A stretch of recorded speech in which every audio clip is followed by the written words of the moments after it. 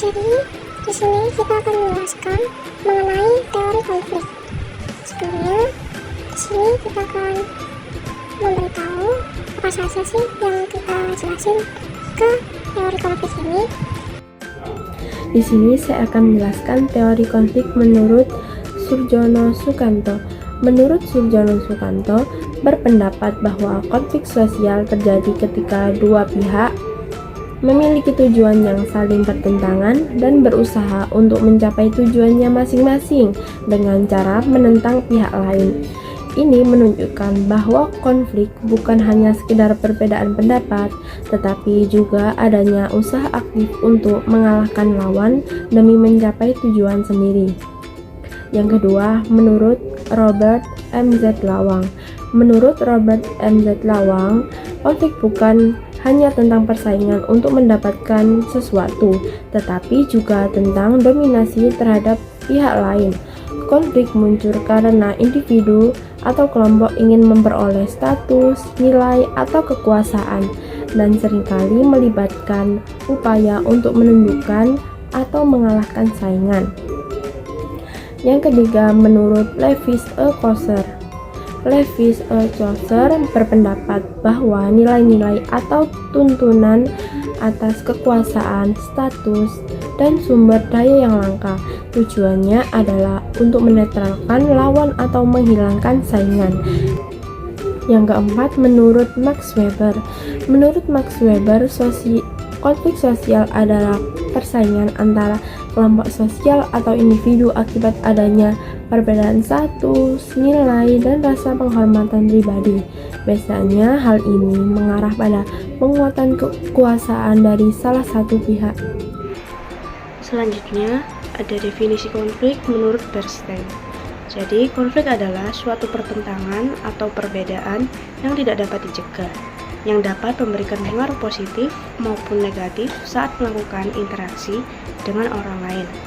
Kemudian, menurut Fuad dan Maskana, konflik adalah benturan yang terjadi antara dua pihak atau lebih yang disebabkan karena adanya perbedaan kondisi sosial, budaya, nilai, status, dan kekuasaan di mana masing-masing pihak memiliki kepentingan terhadap sumber daya alam.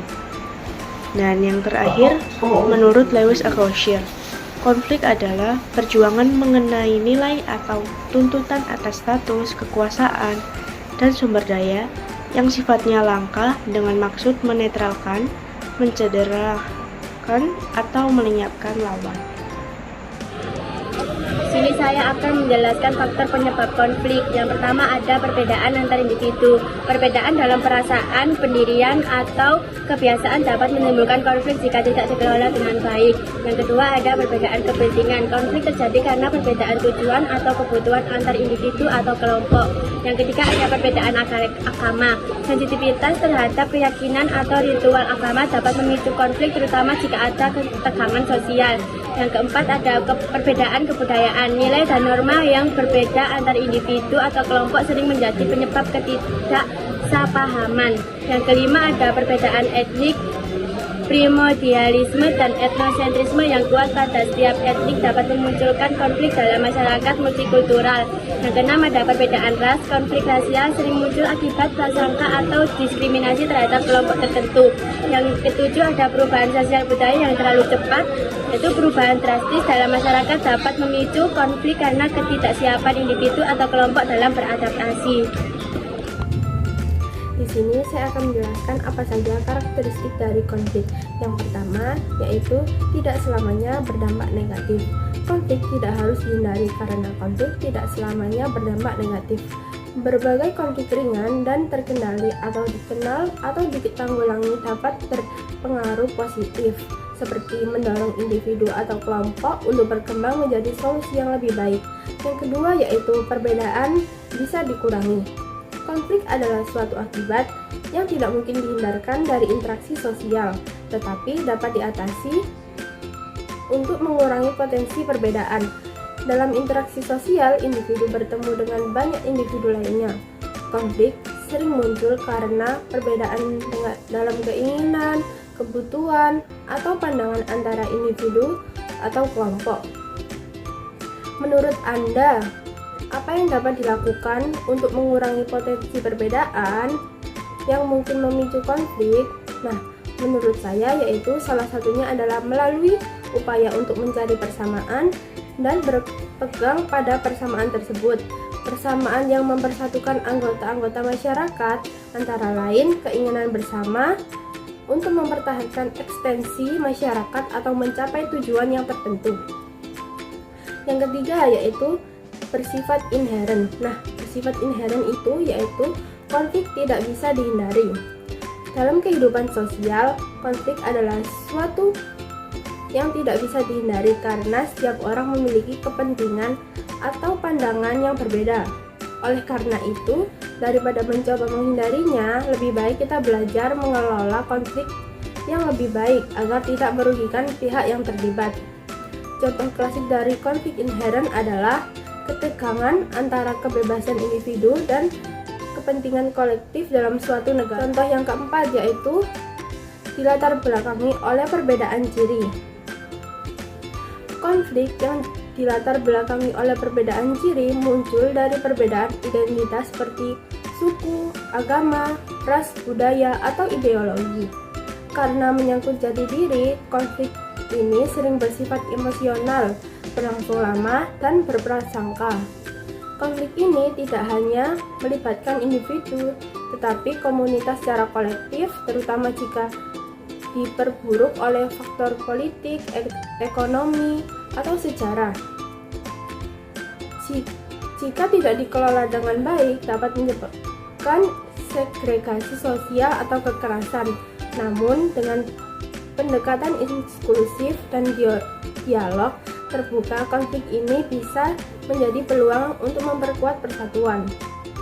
Contoh yang kelima yaitu bertentangan dengan integrasi konflik dan integrasi berlawanan. Nah, dalam konflik ini bisa menyebabkan perpecahan sementara integrasi menciptakan kesatuan. Namun justru bisa memperkuat persatuan dengan mendorong diskusi dan solusi bersama. Contoh yang keenam yaitu dapat menciptakan perubahan. Konflik dapat memberikan kontribusi untuk menciptakan perubahan dalam masyarakat. Dalam banyak kasus, konflik bisa menjadi pemicu perubahan dan kemajuan. Misalnya, mengungkap kelemahan dalam sistem yang perlu diperbaiki atau menggantikan pemimpin kurang kompeten dengan yang lebih baik. Kemudian ada sifat-sifat konflik. Yang pertama yaitu ada konflik laten. Konflik laten adalah konflik yang tersembunyi atau belum terlihat secara jelas. Konflik ini ada dalam bentuk potensi dan belum muncul ke permukaan, namun dapat berkembang menjadi konflik terbuka jika dipicu oleh situasi tertentu. Kemudian ada konflik yang dikenal. Konflik ini adalah konflik yang telah disadari oleh pihak-pihak yang terlibat, tetapi belum diungkapkan atau belum dihadapi secara langsung. Kemudian ada konflik yang dirasakan. Konflik yang dirasakan terjadi ketika salah satu pihak mulai merasakan adanya ketegangan atau perdebatan yang signifikan. Meskipun konflik ini mungkin belum dinyatakan atau diungkapkan secara eksplisit. Kemudian ada konflik manifest. Konflik manifest adalah konflik yang sudah terlihat secara nyata, baik dalam bentuk perdebatan, tindakan langsung, atau benturan antar pihak. Konflik ini cenderung membutuhkan penyelesaian segera untuk menghindari eskalasi lebih lanjut. Yang terakhir ada konflik lanjutan. Konflik lanjutan adalah konflik yang muncul kembali setelah sebelumnya sempat diredam atau diselesaikan.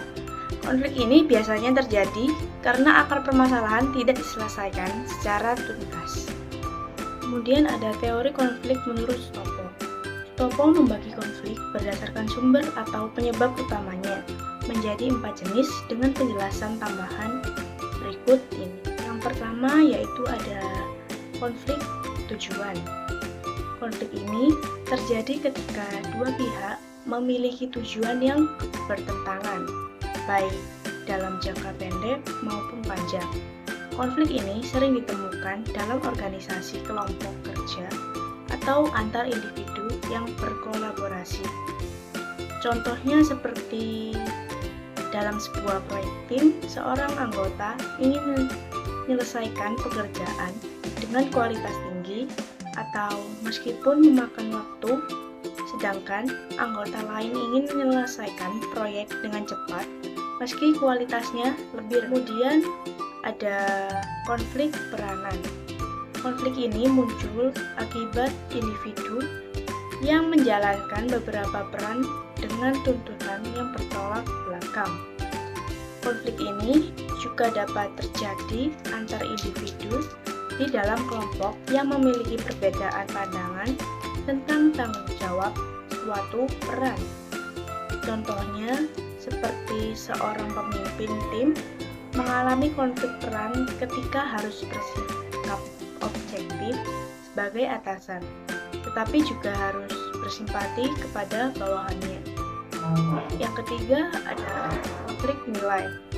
Konflik nilai melibatkan benturan antara keyakinan, prinsip, atau norma yang dianut individu atau kelompok.